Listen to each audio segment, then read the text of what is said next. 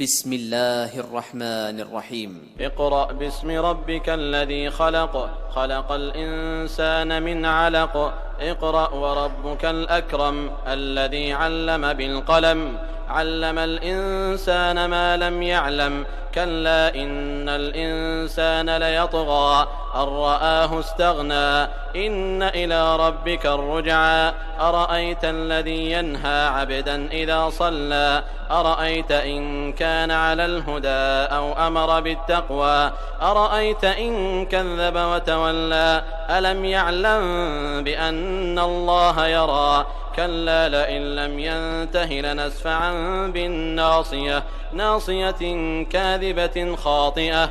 فليدع ناديه، سندع الزبانية. كلا لا تطعه واسجد واقترب.